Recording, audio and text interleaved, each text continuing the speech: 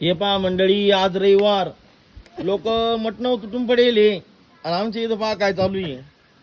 आता लिचीला भाजलेले कणस खायचे. आमच्या इथं चालू आहे मकाचे कणस भाजायचं काम. या मकाचे कणस खायला. आता म्हणे गॅसवर भाजलेलं खायचं नाही, त्या दिवशी म्हणे नाही म्हणे गॅसवर भाजून नाही खायचं, भाजलेलेच कणस खायचे. सकाळपासून तुरु रडून राहिली नाही, मला मकाचे कणस, तिने जेवण नाही केलं अक्षरशः मकाचे कणस खायसाठी. आता काय करत्या, पप्पाची लाडकी लई, पप्पा गेले तिकडून चूल ठेवलेली होती ती आणली, लाकडा बिकडा आणून दिले, म्हणलं आणा इकडे चला मी पीठ विके. बिचारी मम्मी पा हिरो कोण चूल लावायला लावली, पा तिने किती मोठं वाढू कोणासाठी केलंय ते मुंग्यालाच राहिली.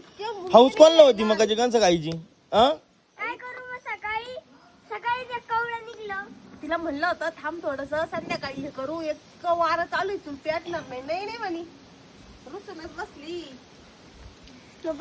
ए भाजत आहे की आता आडूस आहे ना, आडूशाला केलंय ना. सारा डोळ्याचं राहिलं ना इथं लाल मुंग्या मुक्कार तमाशा इथं. अशा पायावर चढल्या तर माझ्या काही जण म्हणत्या युरियामुळे लाल मुंग्या हो राहिल्या वावरामध्ये. आता इथं कुठं युरिया वापरलाय भाऊ. कितकं लाल मुंग्या निघल्या बाई येड्यावानी. आणि त्या युरिया पण नाही बर का, ते पडेल. चांगली भाजा, चांगली भाजा. मग चांगले भाजू राहिला आता काय. एक तर उद्या परवा मकाचा 2-3 दिवसात मकाचा मुरगाच होऊन जाणार आहे. ते अजून कसं घेऊ दे मग. नको नको, मी आणतो, तिला नाही कळत कसे आणायचे. आवर पटापटा.